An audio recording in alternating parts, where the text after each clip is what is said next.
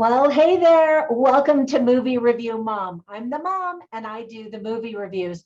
Thank you so much for spending a few minutes with me while we talk about movies. Well, okay, I'm the one doing all the talking, but thanks for listening. I've been out of the country and then my computer crashed. So it's actually been a couple of weeks since I posted a review, which is really rare for me to go that long because normally I post every single day. So thank you so much for your support and for your kind words of concern. I got messages of people saying, "Where are you?" And that makes me feel very loved. So thank you. I really appreciate your support. And you can do that by simply subscribing, liking my videos, and letting your friends know to come on over here and check out my reviews. All right, so the review for the movie that I'm doing today is Pinocchio.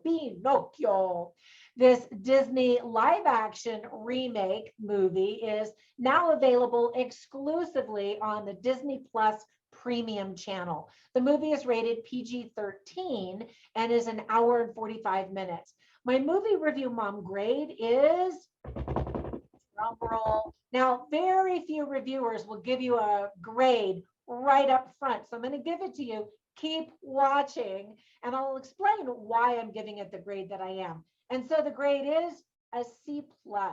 So I'm going to give you an overview in a nutshell, and then I'll point out things I liked and didn't like, as well as offer tips for parents, themes worth talking about, and even a recommendation for another film that I think that you'll also really like. And maybe even better than this one. Okay, let's dive in. So in a nutshell, this musical remake features a puppet that is brought to life by a blue fairy who challenges him to lead a virtuous life in order to become a real boy. The film was directed by the amazing Robert Zemeckis. He also wrote it with Chris White.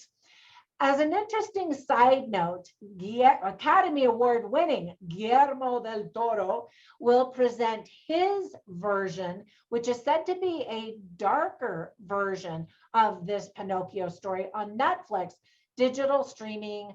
I've seen different dates, possibly November, but I've also seen December 9th, 2022. So I'm not sure which one of those is correct. So stay tuned for that. All right, so let me tell you the list of things that I liked about the movie. First of all, who doesn't love Tom Hanks, especially Disney, right? He's not a great singer in this movie, but he is full of charm and other talents, of course. The man's amazing. I love details in this movie. And so take a close look at all of the designs of the cuckoo clocks in Act 1 in Geppetto's workshop. They feature famous Disney movies. I love that. The Sleeping Beauty castle in the 1959 movie is also the one that's painted on the backdrop for Stromboli's puppet show. Keep watching because there are plenty of other Easter egg movies and movie references that really only, I think, adults are going to catch. This is Lorraine Bracco's very first Disney movie. It was really fun to hear her voice. She plays a feisty but friendly seagull. And of course, we have Joseph Gordon-Levitt voicing Pinocchio. I actually didn't recognize his voice. I've never heard him speak like that before. So I knew he was going to be in it and I kept looking for him. And then I went back to look at the cast member list and I was like, wait a minute, he voices Pinocchio? So anyway, I thought kudos to him for changing up his voice. Good job. Now, the list of things I didn't like is much longer, unfortunately. First of all, purists of the original Disney movie will notice a few changes to the story. Some of them might bother you, and some of them you may not even notice if it's been a long time since you've seen the old animation. One of the things that completely surprised me was that the whale that swallows Geppetto and Pinocchio is sort of a strange hybrid between a whale and a giant octopus with tentacles. And I thought, okay. I didn't understand why it had to be a make-believe character. I mean, the whole story is make-believe, obviously, but I was just like, oh, what was the point? I guess to make it scarier? I don't know. Even though this is a musical remake, several of the movie's original songs were not used in this version. And again, I think purists are going to miss those songs. Sadly, this remake has been getting really negative reviews and scores on Rotten Tomatoes, specifically down as low as 36%, which is what it was today, right before I filmed this.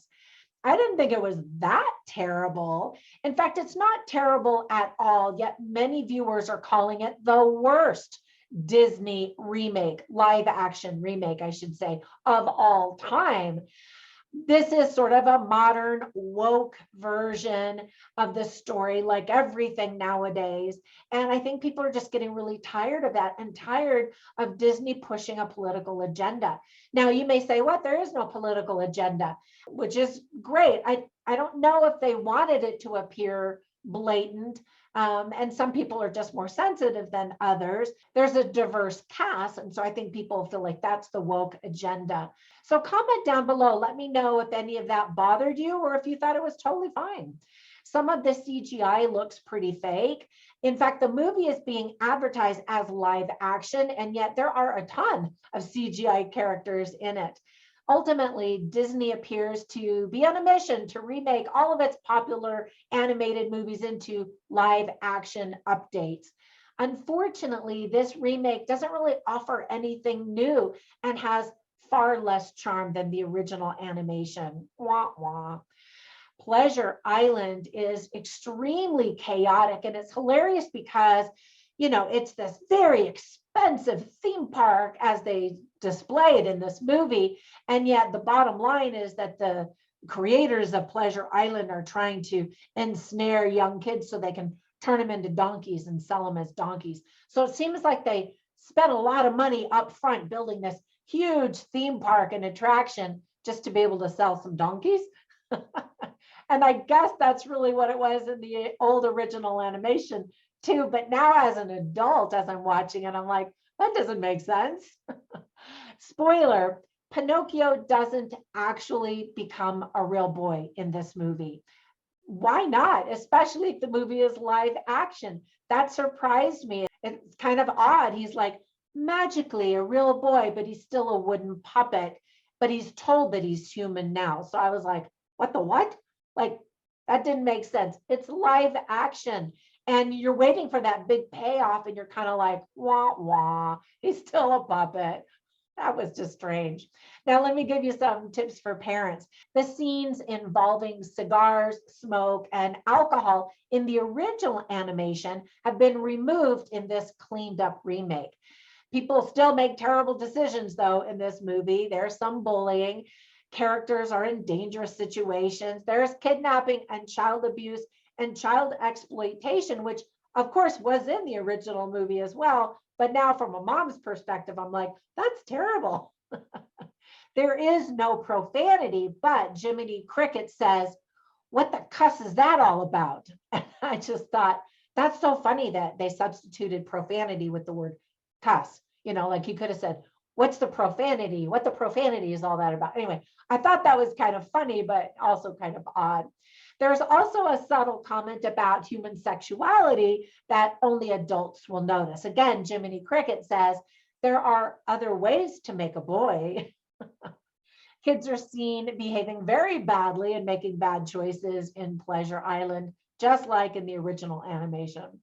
So some of the themes that are illustrated well are choices and consequences, self-sacrifice, grief even, memories of a lost loved one, greed, fame, and family. All right, so that's it for my movie review. Comment down below. Let me know what you thought of this movie if you watched it, and even recommend other movies. My recommendation is to go back and watch that original 1940s Pinocchio animation from Disney. Now, I am definitely not that old, but that's the Disney version that I grew up with. And then in comparison, I think that one definitely has more charm than this one. This one kind of seems like a paint by the numbers live action remake with some odd choices. All right, so have a fantastic day. Thank you again for watching my review, and I will catch you in the next one. Bye for now.